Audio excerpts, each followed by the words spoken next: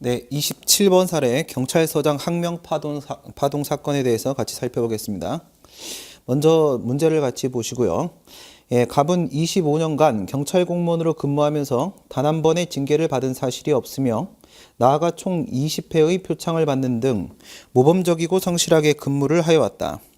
이 문제는 성북경찰서 최수창 경찰서장 그 기자회견 사건을 지금 각색을 한 것이고요.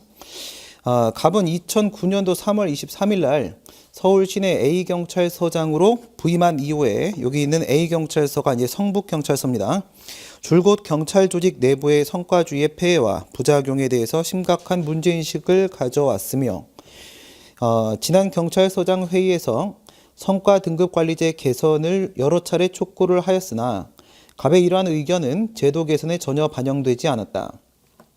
그러던 중에 비경찰서 고문 사건이 대대적으로 언론에 보도되면서 지금 여기서 이제 비경찰서가 양천경찰서입니다. 양천경찰서 2010년도에 고문 사건이 이제 언론에 보도가 된 적이 있었는데 언론에 대대적으로 보도가 되면서 제도 개선이 시급하며 내부 건의에는 한계가 있다라는 생각으로 위에서 이제 개선 촉구를 하였는데 그것이 반영이 되지 못했죠.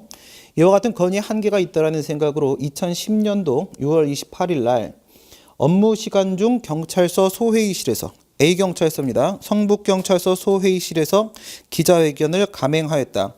이 부분입니다. 밑줄 그시고 업무 시간 중 A경찰서 소회의실에서 기자회견을 감행. 여기까지 밑줄 그시면 됩니다. 지금 이제 성북경찰서 최수창 경찰서장이 위에 있는 양천경찰서의 고문 사건이 이 문제되고 있는 성과등급 관리제 폐단이라고 인식을 한 것이고요. 그동안 자신이 제기해왔던 그 문제인식이 개선 촉구가 반영이 되지 않아서 결과적으로 이제 기자회견을 감행을 한 겁니다. 이 부분이 이제 징계 사유로 등장을 하게 됩니다. 이에 경찰청장 을은 2010년도 7월 22일 날 갑을 직위 해제를 한 다음에 지금 이제 인사 조치가 두 번 등장을 하게 되는데요. 일반적인 경우와 마찬가지로 먼저는 직위 해제를 한 사실이 있습니다. 직위 해제를 한 다음에 경찰공무원 중앙징계위원회에 갑에 대한 징계 요구를 하였고 이 부분이 바로 뭐예요? 징계위원회 회부죠. 징계 요구가 들어갔습니다. 직위 해제를 한 다음부터가 이제 징계 처분이 들어가게 된 상황인데 징계위원회 회부를 하였고 징계위원회는 2010년도 7월 22일 날 국가공무원법 56조 63조입니다.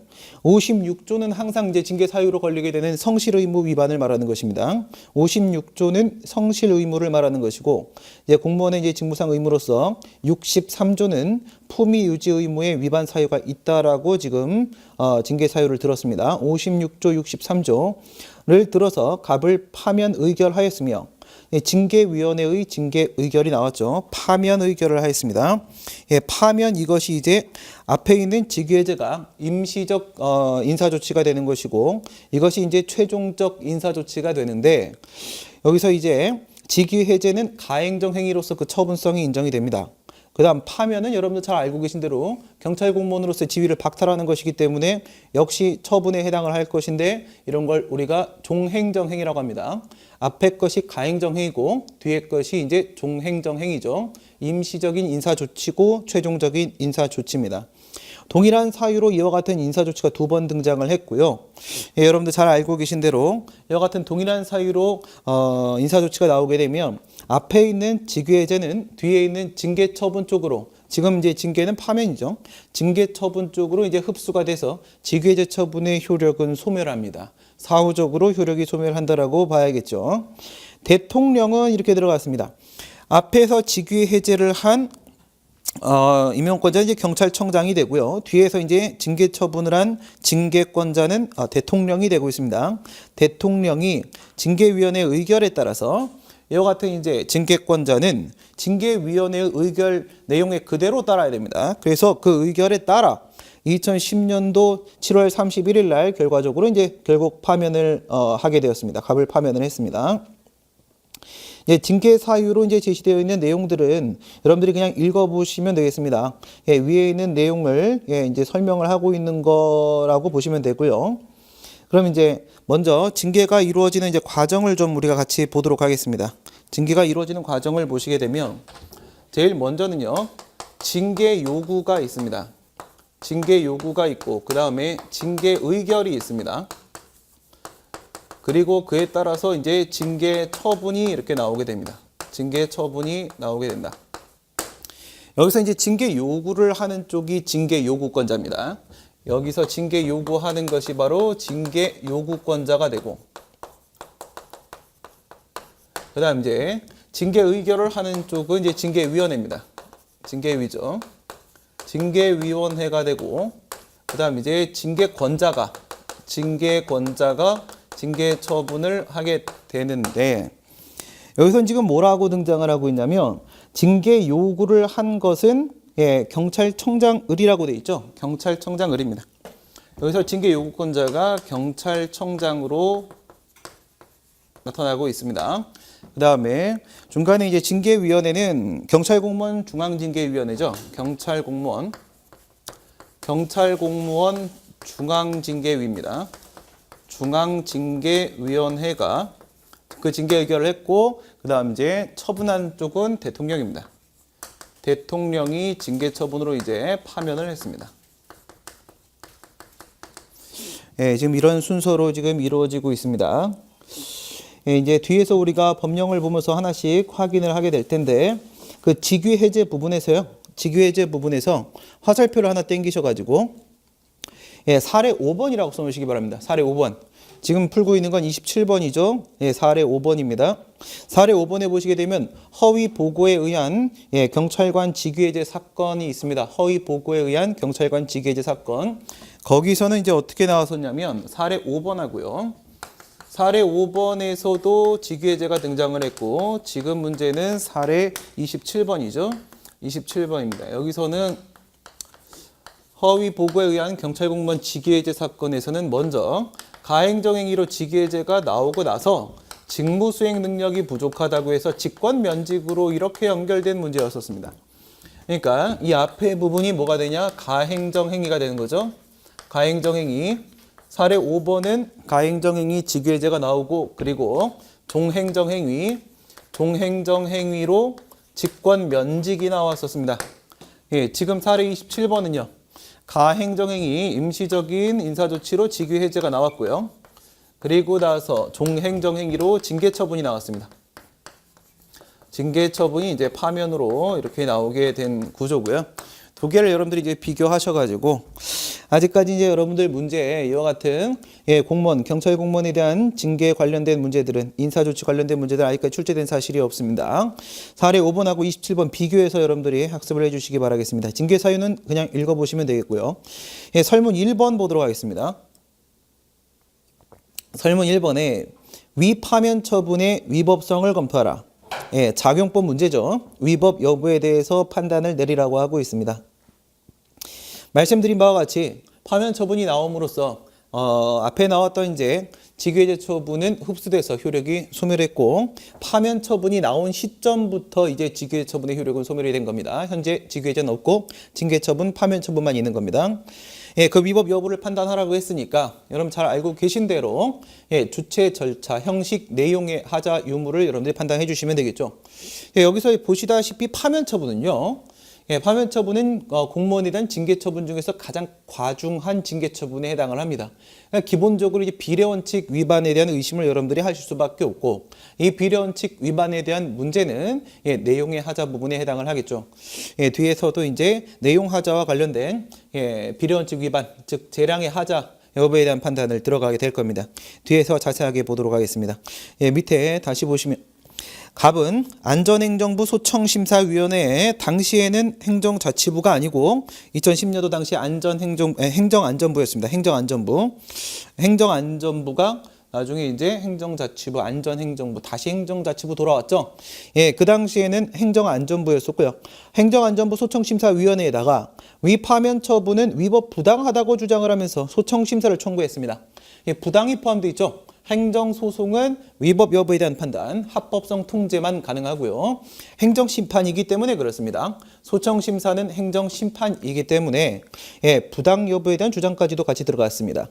그리고 소청심사위원회는 2010년도 11월 18일 여기 나오고 있는 일자는요. 제가 최수창 경찰서장 사건을 전부 그 날짜 그대로 맞춰놓은 겁니다. 당시 사건 일자를 그대로 지금 적용을 시키고 있는 것이고 2010년도 11월 18일 날 파면을 해임으로 변경하라는 처분 명령 제결을 하였으며 이렇게 들어갔습니다. 밑줄 그시고요. 파면을 해임으로 변경하라는 처분 명령 제결 이렇게 밑줄 그시면 됩니다. 여기까지 파면을 해임으로 변경하라는 처분 명령 제결. 왜 여기다 밑줄을 긋는 것이냐? 처분 명령 제결이라고 하게 되면 여러분 행정심판에는 어떤 것들이 있다고 배웠죠?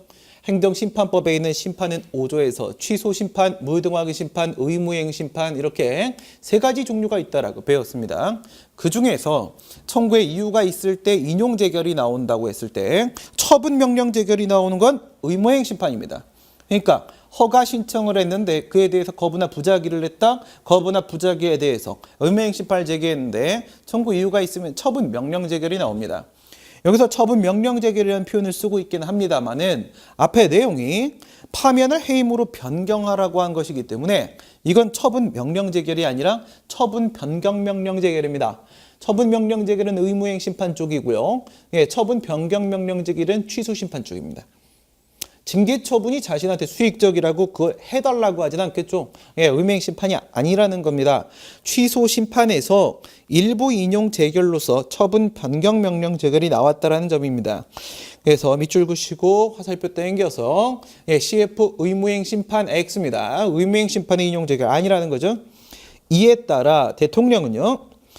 대통령은 이렇게 들어가고 있는데요. 사실 이제 우리 행정심판법 3조 2항에 보시게 되면 대통령의 처분이나 부작위에 대해서는 행정심판 제기를 할 수 없도록 되어 있습니다. 왜 그렇죠? 행정심판이라는 것은 자기의 직근상급 행정기관입니다. 그래서 직근상급 행정기관이 바로 재결청이 되고 그 직근상급 행정기관의 산하에 있는 행정심판위원회에서 그 심리를 하게 되는데 대통령보다 상급기관이 없다는 거죠. 대통령보다 상급기관이 없기 때문에 행정부에서 하는 행정심판에는 대통령 처분 부작위에 대한 것은 없는 겁니다. 원칙적으로. 그런데 법에서 인정하는 경우에는 어쩔 수 없습니다. 지금 국가공무원법은 유독 대통령의 이와 같은 인사처분에 대한 소청심사라는 행정심판을 인정하고 있는 겁니다. 대통령은 2010년도 11월 23일 날 갑에 대해서 해임 처분을 하였습니다. 원래 대통령이 뭐 했어요? 파면했죠. 그리고 나서 소청심사위원회가 뭐 하라고 했어요? 해임하라고 명령을 했습니다. 대통령한테 명령을 했고요. 대통령은 그 명령에 따라야 됩니다. 기속력이라는 게 있다고 했죠. 따라야 되기 때문에 변경 처분을 했는데 그게 바로 해임 처분이죠. 해임 처분을 하였다. 이에 갑은 취소를 제기하고자 한다. 그럼 갑은 무슨 생각하고 있는 거예요? 내가 이 정도 기자회견 한 거 가지고 징계 처분을 받을 일이냐라는 거예요. 우선 기본적으로 징계처분 자체에 대한 불복이 있을 수도 있고요. 그 다음에 파면이나 해임 이 자체는요. 이건 중징계죠. 이 정도 중징계를 받을 만한 문제는 아니지 않는가.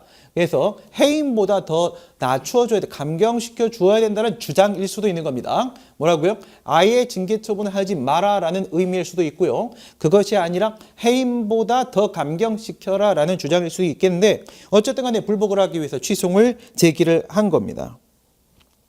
이때 설문 2번입니다. 소청심사위원회의 법적 지위와 처분 변경 명령 재결의 효력에 대해서 설명을 하시오라고 하고 있습니다. 이 문제는 말입니다. 2009년도 사법시험 문제가 해임 처분이 나왔는데 3월에 정직 처분으로 변경 명령 재결을 하는 사건이었었습니다. 2009년도 사법시험 문제를 변형한 것이고요. 그 사실관계를 성북경찰서 최수창 경찰서장 사건으로 반영을 한 것이고요. 설문 2번과 설문 3번은 2009년도 사법시험 문제랑 동일합니다. 동일하고 설문 1번이 2009년도 사시 문제에서는 안 물어봤던 작용법 문제를 추가해 집어넣은 겁니다. 제가 이렇게 구성을 해놨으니까 설문 2번, 3번은 원래 사시 기출이었고 설문 1번이 추가된 것이다. 이렇게 보시면 됩니다. 그래서 소청심사위원회의 법적 지위를 왜 물어봤을까? 지금 여기서 말하는 것은요. 뒤에서 우리가 참조점을 보면서 하나씩 확인을 하게 되겠지만은 소청심사위원회 법적 지위를 물은 거는 국가공무원, 경찰공무원은 원칙적으로 국가공무원이죠. 일부 지방공무원이 있기도 합니다만은 원칙적으로 국가공무원이죠. 국가공무원법 16조 1항에 보시게 되면 소청심사위원회의 심리 결정을 거쳐야만 소송을 제기할 수 있다라는 말이 나옵니다. 과연 이게 우리가 알고 있는 그 행정심판 전치주의인가라는 문제가 등장을 하는데요. 이때 국가공무원법에 소청심사 절차에 대한 규정이 따로 있는 게 아니란 말이에요. 거기에 보면 소청심사위원회 설치 규정이 있습니다. 그래서 방금 말씀드린 16조 1항을 행정심판 전치주의인가를 검토하는 과정에서 이 소청심사위원회 법적 지위가 뭔지를 알아봐야 돼요. 만약 이게 행정심판위원회잖아요. 그러면 소청심사는 행정심판이 되고요. 그러면 국가공무원법 16조 1항은 행정심판 전치주의 규정이 되는 겁니다. 그 연결고리를 잡아보라고 했던 거고요. 그 다음 처분 변경명령 재결의 효력을 설명하라고 했습니다. 이 부분 제가 기본 강의에서 자세하게 설명을 했기 때문에 다시 하나씩 설명을 드리지는 못합니다만 하지만 판결의 효력하고 여러분 재결의 효력하고 한번 비교를 해보시기 바랍니다. 판결의 효력에서 이제 확정력이라는 게 있죠. 불가쟁력, 더 이상 상소를 제기할 수 없어 불가쟁력이 발생한다. 형식적 확정력이다. 그러면 선고법원도 그것을 취소 변경할 수 없다. 자방력이라는 게 있다. 그러면 다른 소송에서도 동일한 사건에 다툴 수 없다. 기판력이라는 게 있다.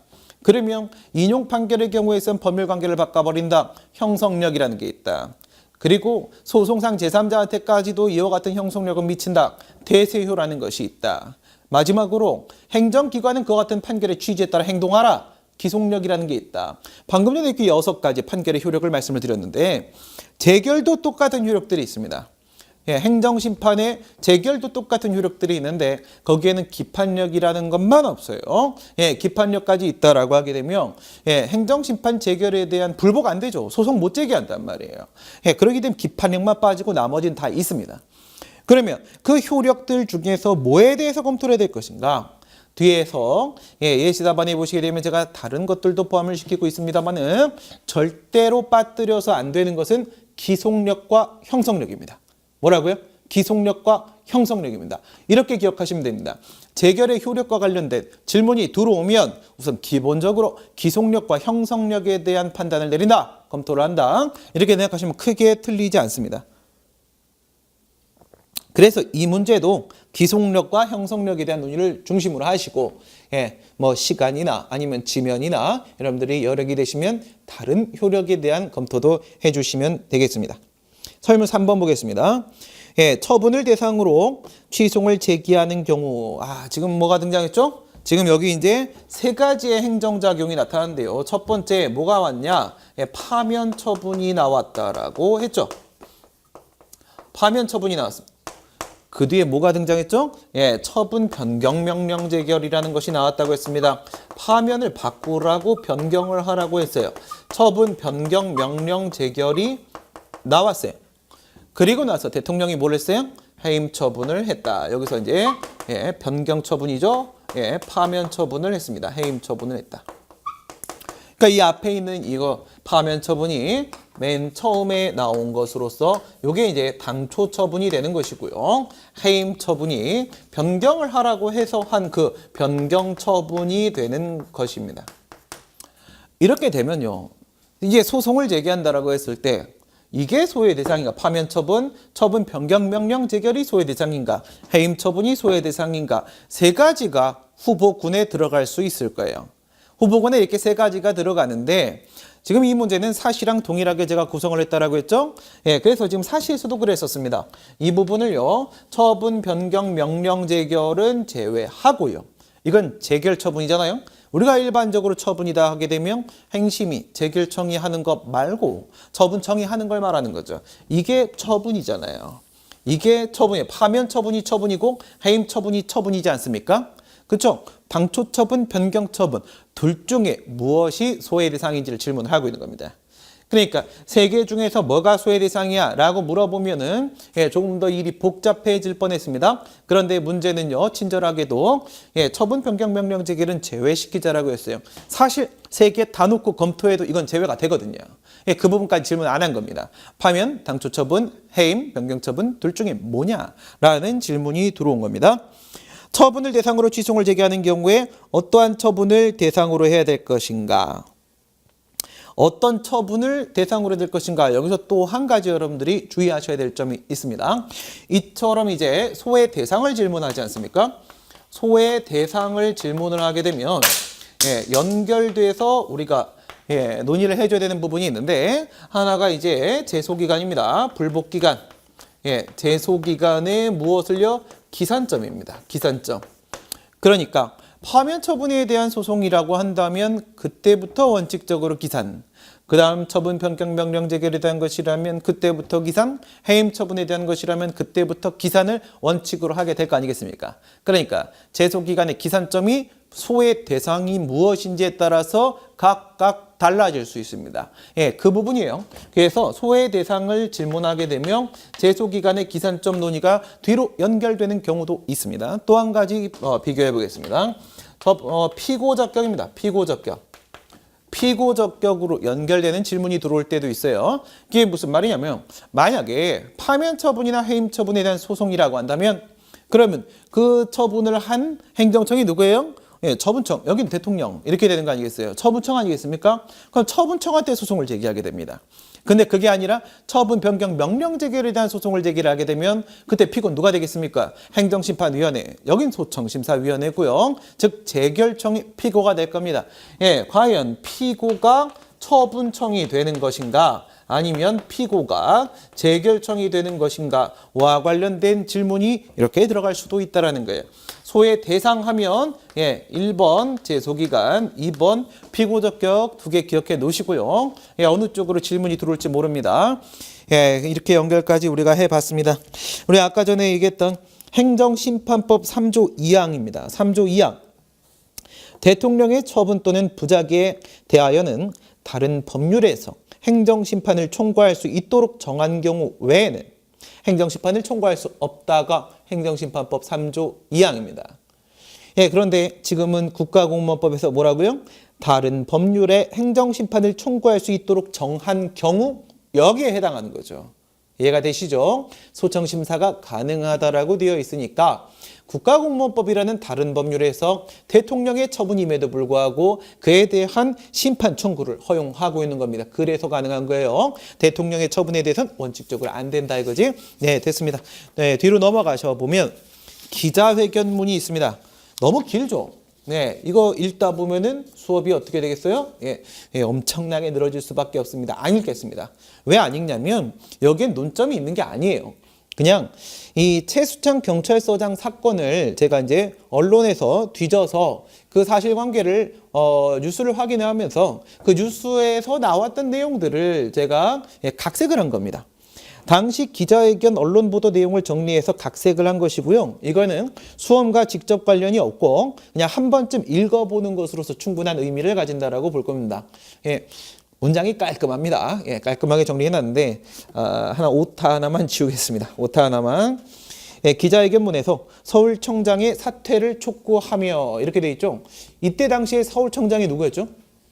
조현오 서울청장이었습니다. 조현오 서울청장이었고, 그리고 이제 조현오 서울청장이 나중에 경찰청장이 되죠. 조현오 서울청장의 사퇴를 촉구하며 이렇게 했다가 파면당했던 그런 사건이죠. 그런데 세 번째 줄여보시게 되면 강도살인 이렇게 되는데 또 살인 또 등장하죠. 살인 두 번째 거는 이제 지워주시면 됩니다. 나머지 건 그냥 읽어보시면 됩니다. 그 다음에 참조조문으로 넘어가도록 하겠습니다. 참조조문에 보시면 국가공무원법 9조부터 시작을 하고 있네요. 이게 바로 설문 2번에서 질문했던 소청심사위원회의 설치 규정이죠. 소청심사위원회 9조 1항에서 행정기관 소속 공무원의 징계처분, 그 밖에 의사의 불리한 처분, 반하는 불리한 처분, 그리고 부작위에 대해서 소청을 심사 결정하기 위해서 소청, 예전에는 이제 행정심판을 소원이라고 불렀었어요. 공무원법에서는 소청이라고 부르고 있죠. 소청을 심사 결정하기 위해서 소청심사위원회를 둔다, 설치한다라고 이렇게 되어 있습니다. 예, 바로 이겁니다. 이 소청심사위원회 법적 지위를 2번에서 질문을 한 겁니다. 그 다음에 14조 넘어가 보시면 14조 1항은 그냥 읽어보시면 되고요. 유리한 쪽으로 소청심사위는 결정 내린다라는 것이고 5항 보겠습니다. 14조 5항에 보시게 되면 소청심사위는 다음과 같이 결정을 한다라고 되어 있는데요. 1, 2, 3, 4, 5호가 등장을 하고 있네요. 1, 2, 3, 4, 5호 옆에다가 CF 걸어놓으시고 행정심판법 43조입니다. 여기에는 14조 5항은 행정심판법 43조하고 비교하시면 됩니다. 예, 43조 심판법도 마찬가지로 1항부터 순서대로 각하, 기각, 그 다음 취소 심판 인용, 무효확인 심판 인용, 의무행위 심판 인용 이렇게 되어 있다면 여기도 1, 2, 3, 4, 5호가 마찬가지로 되어 있어요. 그러면 여기서 소청심사는 여러분들 뭘 제기한 거예요? 취소입니까? 무효입니까? 의무행위 심판입니까? 취소 심판을 제기했던 거죠. 그죠? 예, 소청심사라는 이제 형태를 띠고 있지만 행정심판이기 때문에 그래서 취소 심판 문제라는 점에서 3호를 보시면 됩니다. 3호 보겠습니다. 처분의 취소 또는 변경을 구하는 심사 청구가 취소 심판이죠. 이유가 있다고 인정되면 인용 재결이라고 했습니다. 처분을 취소 또는 변경하거나 처분 취소 재결, 처분 변경 재결입니다. 처분행정청에게 취소 또는 변경할 것을 명한다. 처분 취소 명령 재결, 처분 변경 명령 재결입니다.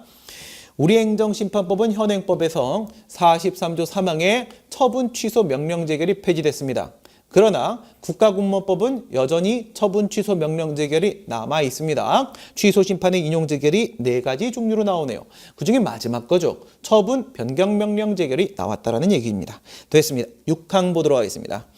6항에 보시면 소청심사위원회의 취소명령, 변경명령 결정은 지금은 변경명령 결정이죠. 그에 따른 징계나 그 밖의 처분이 있을 때까지는 뭐예요? 이렇게 취소하라, 변경하라 라고 명령을 하면 그 명령에 따라야 될 겁니다. 처분청이. 그 따른 처분이 있기 전까지는 종전의 징계 처분 등에 대해서 아무런 영향을 미치지 않는다. 이거예요. 그러면 처음에 뭐가 나왔어요? 파면 처분이 나왔죠. 뭐가 나왔어요? 변경명령 결정이 나왔죠. 이 변경명령 결정만 갖고는 이 파면 처분에 아무 영향 미치지 않는다는 겁니다. 그러면요. 뭐에 의해서 영향을 비로소 미치는 거예요? 그의 명령에 따른 변경처분, 해임 처분에 의해서 비로소 파면이 해임으로 바뀌는 겁니다. 공무원법에 있는 파면의 효과와 그 다음에 해임의 효과는 서로 다르죠. 그러면 그 법적 효과에 의해서 법률관계를 변동을 시키게 되겠죠. 그럼 가만히 생각해 보세요. 이 처분 변경 명령 재결에 따른 뒤에 변경 처분, 이거 처분일까요? 변경 처분 처분일까요? 그렇죠. 명령 재결에 의해서 영향 미친 건 없으니까 뒤에 있는 변경 처분에 의해서 비로소 영향을 미쳐서 법적 효과, 권리 의무에 영향을 미치게 되는 거니까 이건 처분이다 이거. 그래서 제가 말씀드릴 때 당초 처분, 재결, 명령 재결, 그 변경 처분 3개를 우선은 모두 다 놓고 후보군에 놓고 소외 대상을 우리가 선정해야 된다라고 말씀드린 건 마지막에 있는 것도 해임도 처분이 맞다는 거예요. 그게 바로 14조 6항입니다. 14조 6항 옆에 써놓으시고요. 형성력이라고 써놓으시기 바랍니다. 형성력입니다. 명령 결정에는 형성력이라는 게 없다라는 거예요. 뭐가 아니기 때문에 형성 재결이 아니고 명령 재결이니까 여기에 형성력이 없다. 여기서 우리가 연결해서 기억해야 될 것은 그러면 명령에 따른 처분은 처분이 맞다예요. 알겠어요? 행정처분이 맞답니다. 그 다음에 7항은 뭐 불이익 변경 금지인데 이런 거는 우리 행정심판법에도 47조 2항에 있죠? 지금 이걸 다룰 건 아니잖아. 그쵸? 이건 빼겠습니다. 왜? 해임을 파면으로 바꾼 그런 불이익 변경은 아닙니다. 패스. 그 다음 8항입니다. 소청심사위원회 결정은 그 이유를 구체적으로 밝힌 결정서로 낸다 해서 문서로 하라라고 되어 있는데 이건 뭐 크게 중요하지 않습니다. 만약 문서로 안 했으면 형식의 하자가 발생할 뿐이겠고요. 15조 보겠습니다. 15조의 결정의 효력으로 14조에 따른 소청심사위원회 결정은 처분청을 기속한다라고 되어 있습니다. 뭐가 있습니까? 기속력 규정이 있습니다. 기속력 규정이 예를 들어 우리 행정심판법은 49조의 기속력 규정이 있는데 국가공무원법은 별도의 기속력 규정을 두고 있네요. 뭐가 특별법? 국가공무원법이 특별법이죠. 그렇습니다. 여기 이제 기속력. 그럼 다 나왔네요. 아까 결정의 효력과 관련돼서 무엇과 무엇을 살펴보기로 했다. 첫 번째 예, 기속력, 두 번째 형성력 이렇게 살펴보기로 했죠. 예, 바로 그거 두 개입니다. 14조 6항과 15조가 되겠습니다. 16조 가도록 하겠습니다. 16조 1항. 75조에 따른 처분과 그 밖에 본인의 의사에 반하는 불리한 처분 부작위에 관한 소송은 소청심사위원회의 심사 결정을 거치지 않으면 제기할 수 없다. 옆에 써놓으시고요. 예, 소청심사 이코르 뭐가 되는 거라고요? 필요적 전심 절차 이렇게 쓰시면 됩니다. 필요적 전심 절차. 소청심사는 필요적 전심 절차다 이거예요. 여러분 이게 행정심판 전치주의입니까? 아직은 모르는 거예요. 왜? 소청심사가 뭔지 아직 몰라. 변수 X. 오케이? 변수 X. 예, 모르니까 우리가 이걸 무슨 작업을 해줘야 돼? 소청심사는 행정심판이야. 이렇게 연결을 시켜줘야 돼. 이렇게 연결을 시켜주면 소청심사는 필요적 전심 절차다가 뭐가 되는 거예요? 행정심판이 필요적 전심 절차다가 되잖아. 그렇게 되면 비로소 행정심판 전치주의. 이렇게 다시요. 16조 1항만 갖고 바로 행정심판 전치주의다. 이렇게 말할 수는 없어요. 예, 무슨 과정이 필요해? 이게 특별행정심판이다라는 연결고리를 한번 우리가 잡아주어야 됩니다. 여러분 행정심판 전치주의 어디 적용돼요? 국공로 도사증발 감사합니다. 이거 있었죠? 예, 국공로 도사증발 감사합니다. 국가공무원 노동조합에는 신민도사님이 사시는데 발이 아주 크셔갖고 신발가게 사장님이 항상 감사합니다 라고 인사를 매일 아침마다 하시더라 이거예요. 여기서 뭐예요? 공입니다. 공. 국공로에서 공. 공무원에 대한 불이익 처분은 행정심판 전치주의가 적용되죠. 그게 바로 16조란 말이에요. 16조. 이거를 전치주의로 연결시키는 과정이 필요한 거야. 예, 그 다음에 56조 63조 보겠습니다. 예, 당시 최수창 서장에 대해서 징계 사유로 제시했던 게 바로 이겁니다. 예, 모든 공무원은 법령을 준수하여 성실히 직무를 수행이 된다. 여기서 끌려 나오는 게 두 개예요. 한 개는 법령 준수 의무, 한 개는 성실 의무 이렇게 두 개가 끌려 나온단 말이에요. 그런데 여기서 이제 성실 의무 위반이라고 얘기를 한 거죠. 왜? 업무 시간 도중에 기자회견을 했잖아요. 그렇죠? 예, 그다음 63조입니다. 품위 유지 의무. 예, 공무원은 직무의 내외를 불문하고 바로 이거예요. 자기 직무가 아니라고 할지라도 예, 국가 공무원 조직의 조직원이라면 그 품위를 유지해야 된다라는 건데 품위가 손상되는 행위를 해서는 안 된다. 이건 이제 어떤 문제를 얘기하는 거냐면 자신의 상급자인 이제 서울경찰청장을 사퇴하라 막 이런 얘기를 했다면 그다음 경찰 조직의 문제를 아주 적나라하게 제시를 했단 말이에요. 그 과정에서 국민들이 어떻게 보냐? 경찰 조직 내부적 불신이 발생했구나. 예, 이런 문제들이 생길 수 있다는 겁니다. 이 부분에서 품위유지 의무를 제시를 했던 거죠. 됐습니다. 그 다음에 위에서 16조 얘기할 때 75조에 따른 처분이 나왔는데 그것을 이제 75조로 확인하시면 됩니다. 공무원에 대하여 징계 처분을 할 때나 바로 시작했네요. 그렇죠? 예, 이게 바로 파면 처분입니다. 징계에는 파면, 해임, 강등, 정직, 감봉, 견책 이렇게 6개가 있지 않습니까? 그 중에서 파면 이거야. 파면.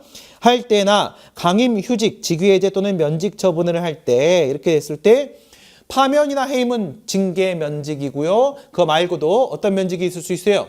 직권 면직, 의원 면직 이런 게 있을 수 있죠. 의원 면직은 본인이 안 하겠다고 사직서를 제출한 거니까 안 다툴 테고 물론 이제 자신의 의사와 관계없이 사직서가 수리되는 경우에 다툴 수도 있습니다. 행정고시에 한번 출제된 바도 있어요. 근데 그건 사실 민법 문제이기 때문에 여러분들한테 출제될 가능성은 거의 없다. 하지만 뭐는요? 아까 봤던 뭐요? 사례 5번입니다. 직위해제를 직권면직, 허위 보고에 의한 경찰 공무원 직위해제 사건. 사례 5번이죠. 여기 직권면직 그게 바로 여기는 면직이에요. 면직 처분할 때는 처분권자, 재청권자는 예, 사유를 적은 설명서를 교부하라라고 되어 있는데 예, 요 이제 여기에 뭐가 들어갔어? 징계가 들어갔죠. 75조에 따른 처분, 징계, 그 안에 파면 16조가서 필요적 전심 절차. 예, 됐습니다. 그 다음에 76조는 그냥 상식적으로 알아두세요. 여기서 물어보고 있는 건 아닙니다. 혹시 모르니까 예, 여러분 공무원은 몇 글자죠? 고민을 많이 해봤죠? 네, 공무원은 3글자일 겁니다. 3글자, 그래 며칠이야? 30일이라고 돼 있습니다. 75조에 따른 처분 사유 설명서를 받은 공무원이 그 처분에 불복을 할 때 설명서 받은 날부터 어떻게 하라고요? 30일 이내에 소청심사위원회에다가 심사 청구할 수 있다라고 해서 행정심판의 청구기간이죠. 청구기간이 행정심판법에는 90일로 되어 있는데 몇 조예요? 27조입니다. 27조. 예, 여러분 행정법 답안지에는 여러분 근거법조문을 남발하셔야 돼요. 알겠어요? 남발하셔야 됩니다. 뭐 법을 외우라는 게 아니에요. 어떻게 하라고? 몇 조인지 숫자만 기억해 놓으시라고요. 숫자만. 예, 그게 큰 도움이 될 겁니다. 그래서 예, 우리 행심법에는 90일 돼 있는데요. 이건 뭐야? 특별법입니다. 행정심판 절차에 대한 특별법. 국가공무법 며칠로 돼 있어요? 30일 이거요. 이건 상식적으로 알아두세요. 그 다음에 78조입니다. 78조를 보시게 되면 공무원이 다음 각호 어느 하나에 해당하게 되면 징계 의결을 요구해야 하고 이렇게 되어 있죠. 이거요. 징계 요구입니다. 징계 요구. 예, 징계 요구권자의 징계위원회 회부를 말하는 건데 그 결과에 따라 징계 처분을 해야 된다. 이렇게 되어 있습니다. 결과에 따라 징계 처분. 사실은 어떻게 되는 거예요? 이 징계위원회 징계 의결에 그대로 따르는 거야. 그대로 따라서 이루어지는 겁니다. 그 다음에 밑에 보니까 1호에서 이 법에 따른 명령을 위반한 경우 여기 명령은 하명? 노. 그거 아니고요. 이거 법규 명령. 오케이? 법규 명령. 이 법이에요. 지금 이 법. 이 법 어디? 위에서 56에 63 걸고 들어갔죠. 56에 63 위반 사유, 그래서 징계 사유 이렇게 된 거고요. 79조 보겠습니다. 79조 보면 징계는 파면, 해임, 강등정지, 감봉견책으로 구분한다라고 해서 징계의 종류, 법적 효과가 6개로 되어 있습니다. 옛날에 5개, 지금 강등 들어와서 6개 들어와 있어요. 뭐가 인정될까? 선택 재량이 인정되겠죠. 어떤 징계를 할 것인가 이겁니다.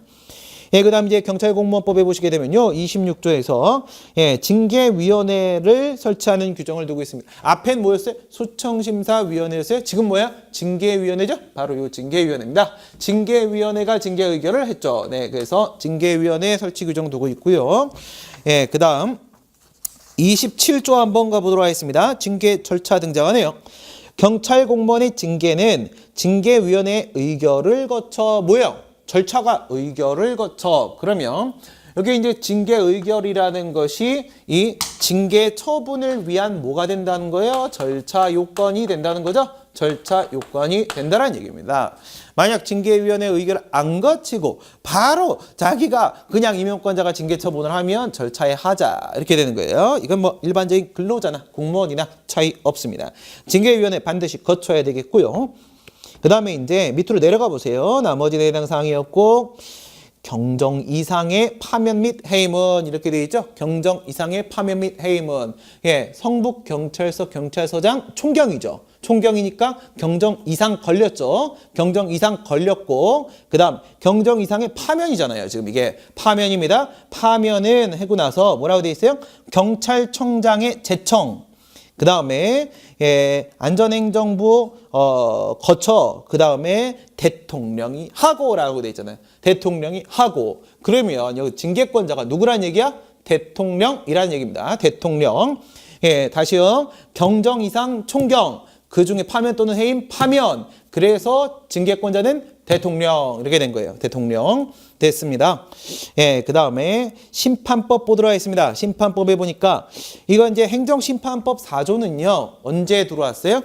행정심판법이 2010년도 1월 25일입니다. 이거 두 개는 좀 기억을 해놓으세요. 2008년도 특징적인 것만 좀 말씀드릴게요. 2008년도 2월 29일 날 행정심판법이 일부 개정된 사실이 있습니다. 그 다음에 2010년도 1월 25일 날 행정심판법이 전면 개정된 사실이 있습니다. 물론 이제 제도들이 많이 바뀌었어요. 지금 우리가 이 문제 풀면서 체크하려고 하는 것은 뭐냐? 여기서 일부 개정이 될 때 뭐가 돼 있냐면요. 행심위가요. 행정심판위원회입니다. 행심위가 과거에는 뭐였는데 심리의결기관이었습니다. 심리의결기관. 행심위가 심리의결한 그 결과를 외부적으로 표시 통지하는 것은 누가 한 거예요? 그걸 뭐라 불러요? 재결청이 하는 재결이라고 부르죠. 여기는 어디까지만 하는 거야? 심리의결까지만 하는 거야. 그래서 과거의 행심위는 내부기관이었습니다. 행심위는 내부기관이었어요. 행정청이 아니죠. 그런데 2008년도 2월 29일 날 행정심판법이 일부 개정되면서 행정심판위원회와 재결청을 통합해버립니다. 통합해버리는 과정이 있어요. 그래서 지금의 행심위는 뭐가 돼요? 심리재결기관이 됩니다. 심리재결기관. 그래서 이제는 내부기관에 그치는 것이 아니라 외부기관입니다. 외부적 의사표시, 뭐예요? 재결을 행심위가 합니다. 재결청의 지위를 갖는다라는 것이죠. 재결청의 지위를 갖는다라는 거예요. 예, 그 다음요. 지금 보고 있는 거는 밑에 거. 예, 2010년도 1월 25일 날 전면 개정되었습니다. 행정심판법이 전면 개정이 됐고요. 요때 들어온 게 바로 4조예요. 4조. 예, 4조가 새로 신설되었습니다. 이 친구가 이제 신설이 되었는데 4조에서 무슨 말이 나오냐면 특별행정심판 절차 같은 규정이 나오고 있어요. 특별행정심판 절차. 특별행정심판 절차에 대한 규정이 들었습니다. 왜 그랬을까요? 이 행정심판법이 행정심판 절차에 관한 일반법이죠. 일반법인데 각각의 개별법들이 너무나도 다양한 행정심판들을 마구마구 남소를 하는 거예요. 그래버리면 어떻게 국민들은 행정심판을 제기하는데 행정심판법 하나로 하면은 이것만 공부하면 어떻게 될 것 같은데 그게 아니라는 거지. 여기저기 다 달라. 뭐 기간도 다르고 경유 절차도 다르고 다 달라. 아우 복잡해. 그래서 통일해. 이거였습니다. 남설하지 마. 4조 1항보입니다.